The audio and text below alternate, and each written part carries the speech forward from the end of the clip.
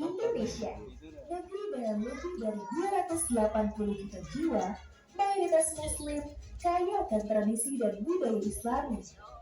Kekayaan budaya Islam di Indonesia mulai dari peninggalan sejarah sampai dengan literasi menjadi unsur penting dalam penanaman nilai-nilai keislaman yang kokoh.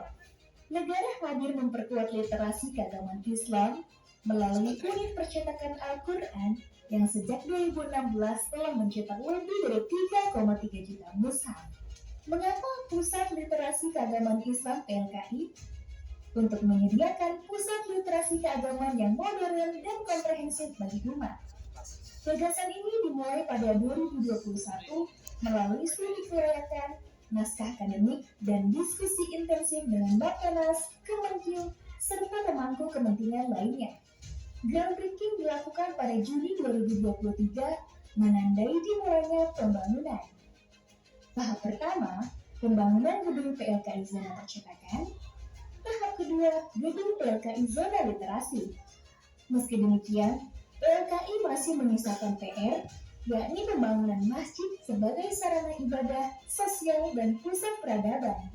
Dengan mengusung konsep GAM, Gallery, Library, Archive, and Museum, PLKI kini hadir dengan 4 lantai yang meliputi ruang layanan dan penunjang operasional, ruang teater, fasilitas literasi digital, koleksi Al-Quran dari berbagai daerah di Nusantara, beragam hak penulisan Al-Quran, serta perpustakaan.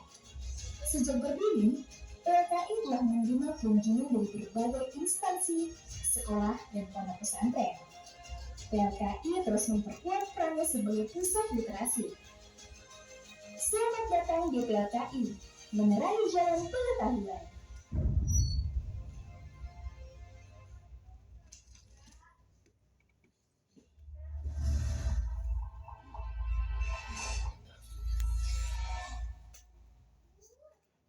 Kaya dengan manuskrip Al-Quran. Penyalinannya terbentang sepanjang kepulauan Indonesia dari Aceh hingga Maluku. Penyalinan manuskrip Al-Quran Nusantara ini berlangsung sejak abad ke-17 hingga akhir abad ke-19. Dengan jumlah mencapai ribuan manuskrip Al-Quran. Pada akhir abad ke-19 merupakan masa akhir penulisan manuskrip Al-Quran.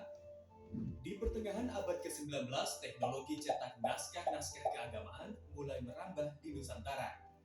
Masa ini merupakan masa peralihan dari penyalinan naskah secara manual menggunakan teknik litografi atau cetak batu. Pada pertengahan abad inilah, tepatnya tahun 1848, selesai diproduksi mushaf cetak batu di wilayah Palembang.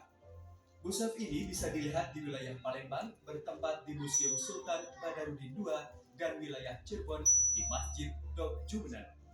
Akhir abad ke-19 beredar sejumlah mushaf dari luar negeri seperti Bombay, India, Singapura, Turki, dan Mesir. Namun, mushaf yang paling banyak beredar adalah mushaf Bombay asal India dan Singapura. Sementara Turki dan Mesir tidak terlalu banyak karena mushaf ini biasanya hanya diperoleh melalui jamaah haji.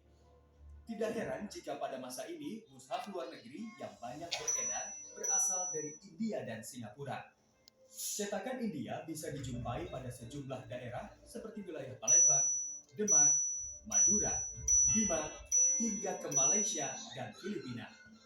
Sedangkan mushaf Singapura bisa dijumpai di wilayah Palembang, Jakarta, Cirebon, Surakarta, Bali, Palu, dan Maluku.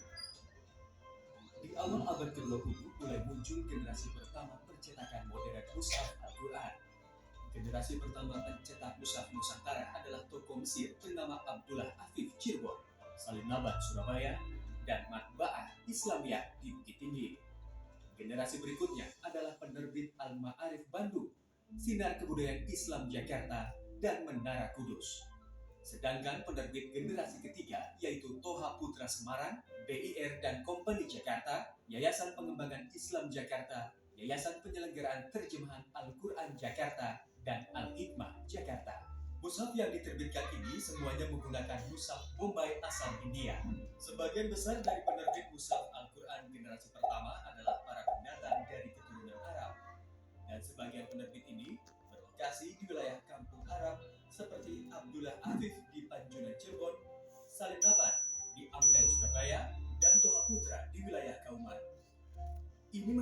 jaringan Arab yang kuat dalam penerbitan mushaf Al-Quran generasi pertama.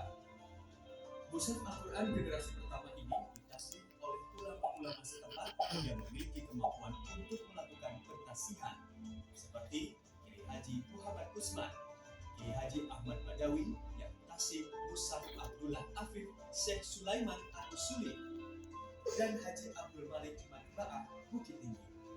Praktis masyarakat Muslim Indonesia di awal abad ke-20 hingga pertengahan banyak menggunakan mushaf model Bombay India dengan karakter tulisan khat yang tebal, shackle, dan dog yang berbeda dengan Saudi, serta tanda wakaf yang lebih banyak ketimbang mushaf Saudi. Karena itulah, Mukernas Ulama Al-Quran menjadikan mushaf cetakan tahun 60-an ini sebagai sandaran dalam merumuskan mushaf standar Indonesia.